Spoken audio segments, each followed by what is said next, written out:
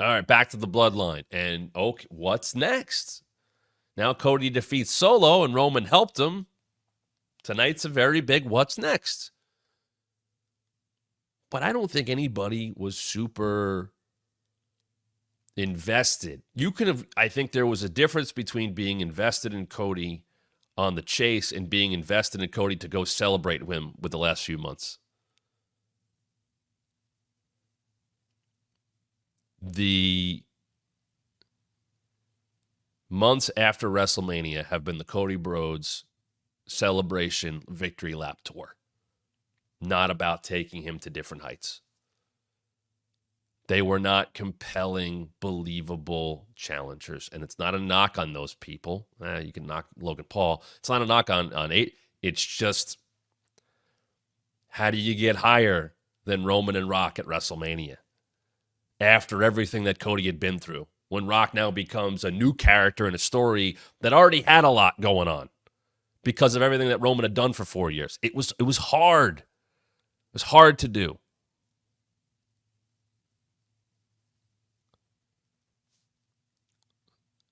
Now, I also get the people that love Cody Rhodes because there's people that love Cody Rhodes because they know his dad. They love Cody Rhodes because they love his story. They love Cody Rhodes because they watched his journey when he left the company and came back and followed him and saw what he did. Indies, Ring of Honor, New Japan, AEW, coming back, being way more over. Stardust is a faint memory, and that was cool. Cody Rhodes, while he wears a suit and is obviously richer than anybody who watches him, still made a point to connect with the people. And that's what a good babyface does. You can say that Roman Reigns is the face of WWE, but he didn't make that kind of connection because his character didn't allow that. And his character shouldn't allow that. And I agree with the idea of him being locked in. I don't want to see him slapping hands. You could acknowledge the crowd in different ways. There are two different types of baby faces. There's ways to play with the crowd without pandering. So let's talk about some numbers. And I got these all from WrestleNomics, and I want to put them up in WrestleTix. And go check out WrestleNomics. Brandon Thurston does a great job at this stuff, and he gets far too much shit when he puts out ratings that he's literally just reporting facts. So, Dom, can we throw up the ticket sales, please, if you could? Just to show you here. And I don't want this turned into a conversation with anybody else. Let's look at the ticket sales here, okay? And that starts with Q3 of 2021 because that's when WWE went back on the road. So Roman at that point is a champ for a year in the reign. And you see what ticket sales are, right? They go up initially when they come back.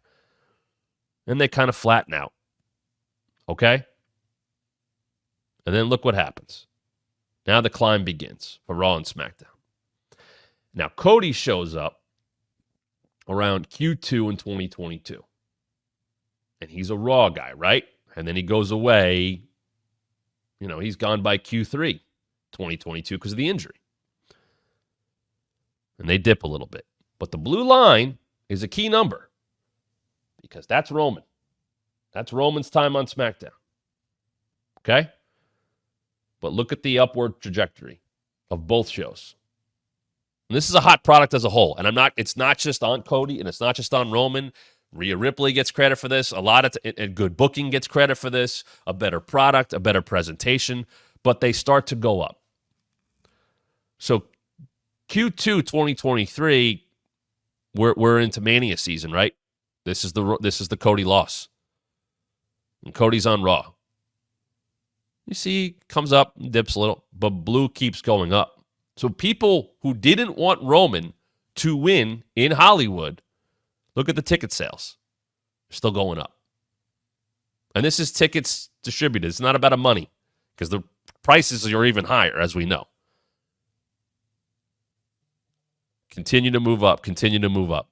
Raw, look where it is now, moving up. We get into this year, shooting up high. But look at where they were. Both guys are clearly a major draw. Let's move on to the ratings. Because the ratings, obviously, we can get into pandemic era stuff, although it's a little different.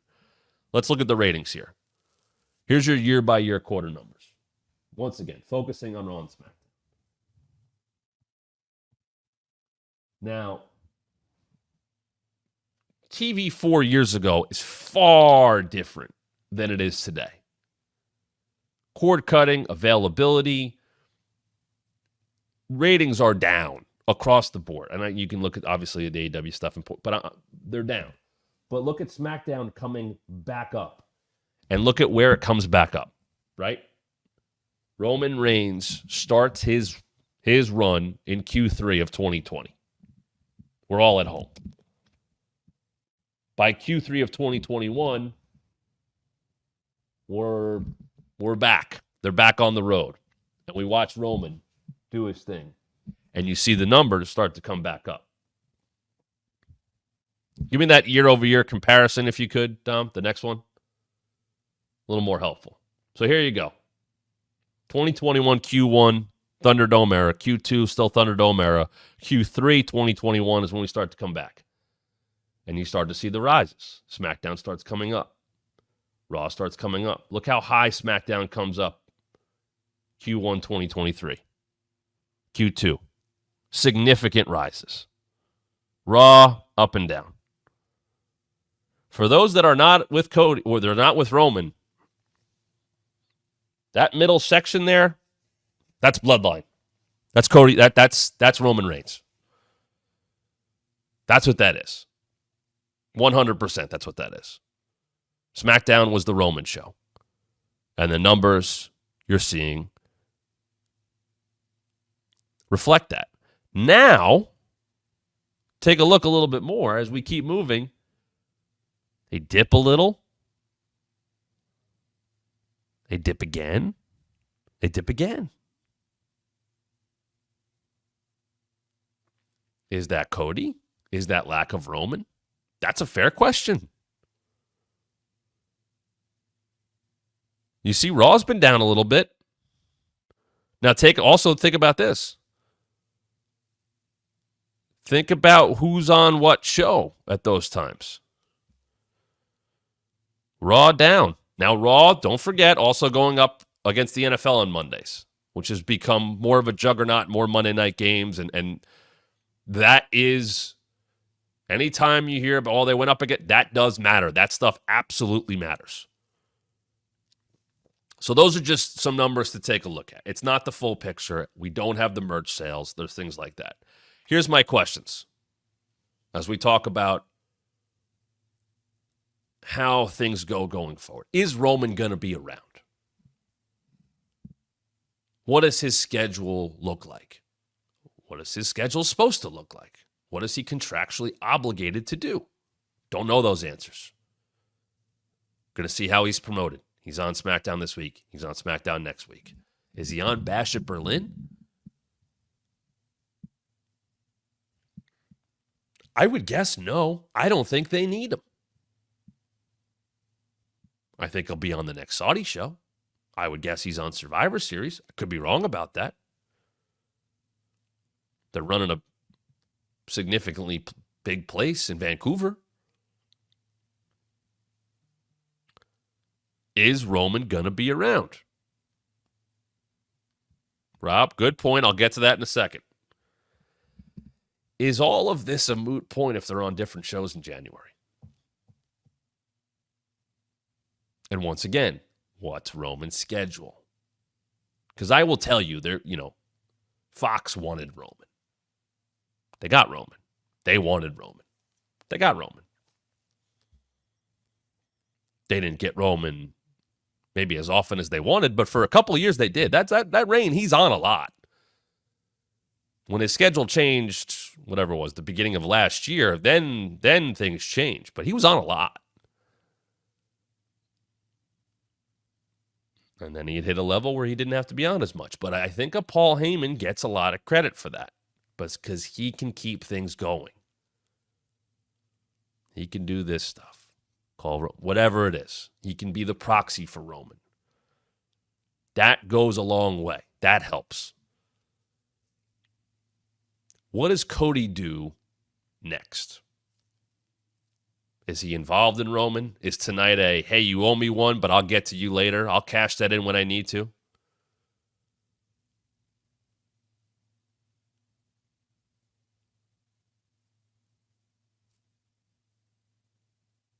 Because here's the thing. Either we're going towards Cody and Roman and they're linked together, or we're going towards Roman and the bloodline, and where does Cody go? I don't have a clear answer for Cody after Roman or whatever happens. If Roman's going towards Solo and the bloodline, where does that leave Cody Rhodes? Who's the call? They just moved Randy over to Gunther, and he's still a babyface. So that ain't happening. And there's money in that feud, and you know I've talked about that plenty. Where are we going with Cody Rhodes, if not Roman? Is he tagging with Roman? Are we taking that into September and football season? Is that your draw? As you're going to move SmackDown over to USA Network, where Raw will remain on USA Network for a couple months? Where does that leave Cody Rhodes? There's intrigue in that. It's why we tune in tonight.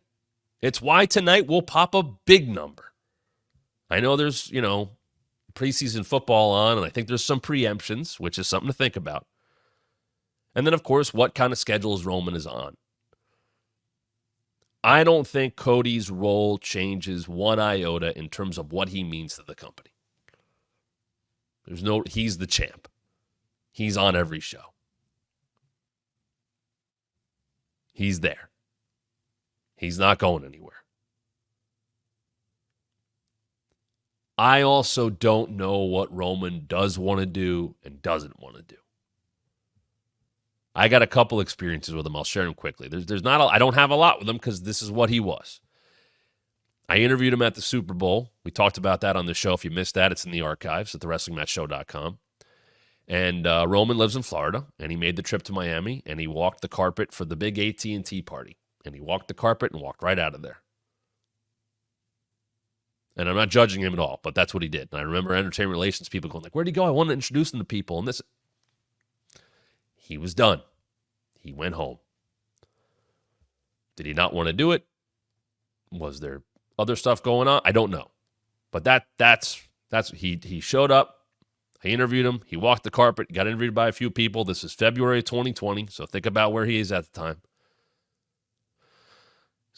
He's lined up for Goldberg at WrestleMania. And that was it. He comes on the bump 2 different times. He came on weeks after that, right after the Super Bowl, because we were doing a episode where we had a young man from Make-A-Wish coming on the show, and Sheamus was in studio.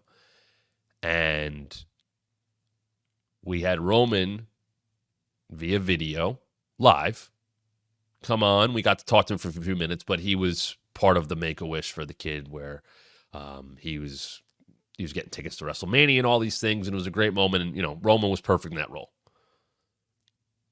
And then he came on a year and a half later, in August of 2021, because he had a partnership with Shady Rays, a sunglasses company, and he did the interview from a house that had like an outdoor shower somewhere, and he was in full Roman mode. It had been a year. And the funny part, little side part that show is Riddle was the in-studio guest, and we 100% did not put Riddle on the set until Roman was gone, off the video screen. Just not going to mess with that. And then Riddle went and said something dumb about Roman, like right after that, another interview. Like right after that. And I think that's where he told the story about writing like a letter to Roman apologizing, and Randy told him to do it and all that. But we made a point to keep Riddle, because we would have those interactions where someone would be in studio and then, they'd interact with the guest, whether they were in storyline or never. We had some fun stuff with that. We 100% kept Riddle off the set until the Roman interview was done, which was the right call. But that was it. That's what Roman did. And Roman, when do you see him in media, right? Mania season. I think he'll do ESPN. He'll do some real big stuff, but not a lot. And I also know, and take this for what you will, that is also part of the character. Him and Paul talked about, he is very, very, very involved in his presentation and the presentation of how he comes across and at all times. If he is appearing on behalf of WWE, he is the tribal chief Roman Reigns. Hey, this is Matt Camp. Thanks for checking out one of our recent clips from the Wrestling Mat. Why is someone so close to The Rock kind of throwing Cody under the bus? Yeah, a lot of people won't engage with Jim Cornette. I did, just because I have a mark for Jim Cornette. Please subscribe right now. Hit the like and turn on notifications so you don't miss a thing. And I think you should listen to your TV partners. Let me tell you about WWE and a little insight. More subscribers means more content. And make sure you follow us on social media at WrestlingMat23 on both Twitter and Instagram.